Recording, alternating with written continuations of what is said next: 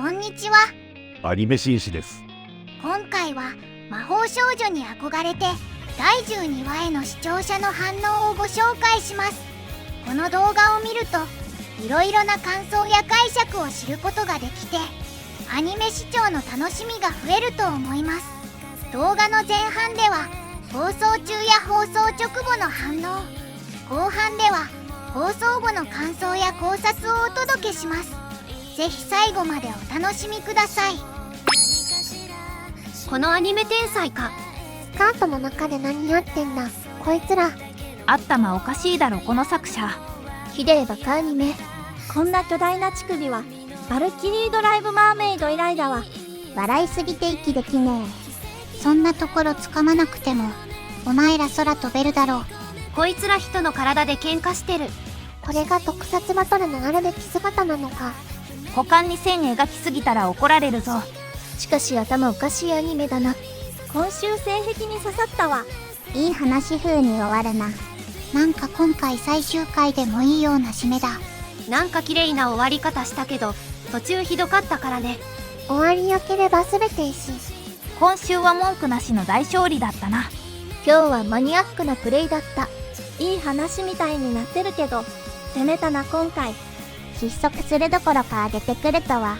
ああ笑った。残り1話 BPO から逃げ切れるか。デビューアーズいけるいける。ここ数話ストーリーが頭に入ってきてない。もうあと1話だからって割と爆弾ぶち込んできたな。角刈りソースを思いっきりぶっ込んできたな。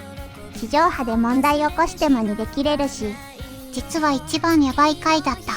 今までで一番面白かったわ。こういうのでええんやで。妙に気合の入った回だった。パンツ腰肉パーかよ。すっかり完全回復したベーゼちゃんに笑ったわ。おねむ本部長かわいよ。分かってんじゃん。今日は最高だった。アズールさん今度は野外でのマッサージですか。それを実行したうてのちゃん、認識阻害なしでってヤバいような。僕も服の中から援護したいですね。A パートのアズールマッサージも B パートのマゼンタウルトラマムも最高だった。これ限界攻めてるな。もうあらゆる面で限界突破してるだろ。指使いでなんとなく察することができるアズールはやっぱりもうおしまいかもしれない。今日は面白かったわ。来週で終わりか。作がめちゃ良かったな。これは日朝でやれるな。 BPO の苦情すごいことになりそう。まだ3分しか経ってないぞ。こういうのでいいんだよ。先週のは何だったんだ。作が良かったのはほぼ国内スタッフだからかな。円盤も売れそうだし2期来るやろ。大きくなったマゼンタパンツ丸見え体が戦場たまらん。はあはあ。マゼンタの写真だ。動画も撮るで。今すぐネットにアップするぞ。巨大化して恥ずかしがるマゼンタちゃんよかったわ。怪獣を気に入るコリスちゃんも可愛かった。本気で恥ずかしがってるのが一番だわ。巨大魔法少女のパンツの中でバトルなんて頭の悪いシチュエーション。よく思いつくな。褒め言葉。シドじゃない格好のマジちゃんかわいい。ぶっちゃけロコちゃん姿より普段のマジちゃんの方が人気出るんじゃないの。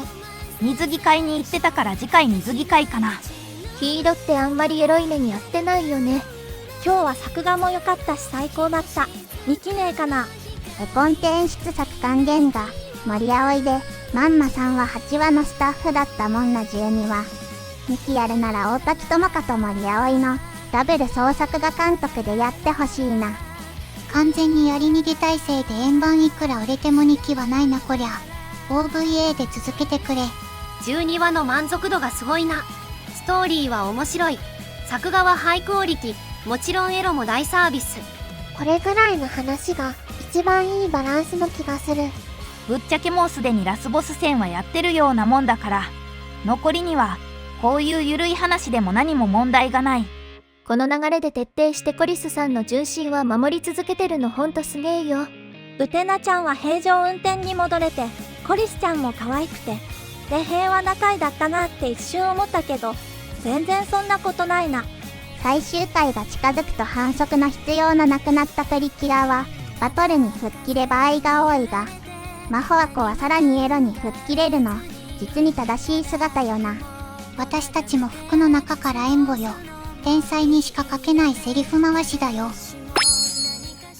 アズールのマッサージとマゼンタの巨大化、普段の凛々しい姿と責められてる時のギャップは本当にアズールの魅力だな。巨大化したマゼンタの服の中でやりたい放題も性癖全開な展開でとても良い。前回が真面目だったから今回はウテナちゃん張り切ってたわ。アズールに性感マッサージとか巨大化マゼンタの下着の中で乳食ったりとか、アニメで見るとより一層刺激的になるというかカオスだった。なぜだろう。全体的にほのぼのした回なのに白い面積が過去最高に大きかった気がする。もう次回で終わりか。終わんねえよってなってほしい。ウテナはマジアベーゼ。前回までウテナが占める割合が多かったが、決戦を経て総帥マジアベーゼとしても魔法少女と向き合った結果が、お互いの目指すところのウテナ側の楽しかったと魔法少女側へのかっこよかった。これほど平和な回はないと思えたは数でした。来た。日常シーン多め、キャラ同士のイチャイチャ多め、ギャグ多めな回来た。最終回前とは思えない特典 OVA みたいな話だったね。むしろ過去一ギャグに振り切ってたのではなかろうか。でもこの締まらない感じと初期を思わせるノリが好き。3人が仲良くしてるだけで幸せ。今週はめちゃ良かったよね。日常エロコメ。今回みたいなバトルは OK。やってくれて僕は超満足。今までのストーリーとキャラが確立されてからならではのこういう話が見たかった。わかるでしょ。みんな大好きオネム本部長。認識阻害なしでもセクハラするの。暴走機関車すぎるなこの悪の総帥。ロコルベデート好き。新ウルトラマン並みの巨女ブーム来てるね。コリスちゃん年齢的に際どいシーンさせられないのにどういう意図で出したんだろうと少し思ってたけど、2人の娘ポジなんだねだと今更に気づく。魔法少女とのプロレス継続を決断したベーゼ総帥。今回の興行は巨大怪獣とマゼンタのマッチアップ。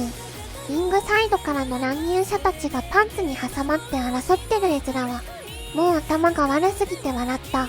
どんなにハレッチでも幼女がかっこいいと言ったから OK やね。キリッとしてかっこよいマジアーズール良いよね。可愛いところやエッチな姿も見たいって気持ちはわかるが、外で性感マッサージはやりすぎ。ウテナちゃんどんどん変身前後の区別なくなってくるな。好き。ウテナちゃん、今回のことが原因でアズールに正体バレないか心配になるなって思ってたけど、やっぱりそのうち指使いからバレるのかな。笑い。コリスちゃんの暴走はあったけど、皆可愛くて微笑ましく平和な回でしたね。これが総帥になったベーゼのエンドレスな理想なのかな。怪獣 VS 魔法少女を見て魔法少女に憧れた幼少ウテナがマジアーズールに失望した7話に対し、魔法少女アズールへの憧れを取り戻す今はアリスによる怪獣 VS 魔法少女の再現によって7話とのつながり、再燃を見せてるのがうまい。悪の組織の目的を再認識する回。ウテナがアズールにマッサージするシーン。光多くて笑う。やっぱアズールはダメや。巨大怪獣と巨大マゼンタの戦いはマゼンタのパンツが丸見えに。コリスちゃんがおもちゃで興奮してたの可愛かったな。やばい。パンツ越しでもあそこのクパーはまずいって。制作陣平気で倫理を超えてくる。痺れる度胸さよ笑い。で本編。ベーゼたちの楽しみ。エロい攻撃。が、巡り巡って魔法少女たちの格好良い姿にへと結ぶ脚本のうまさだな。ある意味で、平和な回を笑い。魔法少女を巨大化させてパンツ丸見えとかいうアホな展開をしながら、最後は何かちょっといい話風に持っていくのがずるすぎる。そしてノルミータの総帥となったウテナの活動方針が、あくまでも魔法少女への愛ありきなのが面白くて好き。死闘を経て何を決断するかの興味深さも。厄介限界オタのベーゼはアズールの尻をもみ、巨大化マゼンタは丸見え。そのイカれくないよ。なのに物語も各陣営も初心に立ち返り、それぞれの矜持に触れる展開は熱く、面白く。何より頭が悪くて最高だな。街の修繕を手伝う&巨大化バトルの巻。ネタバレやめてもらえますかで笑ってしまった。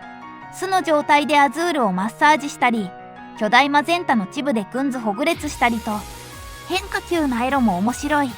ウテナが総帥になって物語も一皮むけた感じがするね。最終回にも期待したい。最後までご視聴いただきありがとうございました。皆さんのご感想や注目ポイント、考察などありましたらコメントで教えていただけると嬉しいです。このチャンネルでは最新アニメのみんなの反応や感想をご紹介していきます。様々な考察や多様な意見を聞くとこれまでなかった視点が増えてアニメ視聴の新しい発見があるかもしれませんので、ぜひチャンネル登録とグッドボタンをよろしくお願いします。それではまた次回の動画でお会いしましょう。アニメ紳士でした。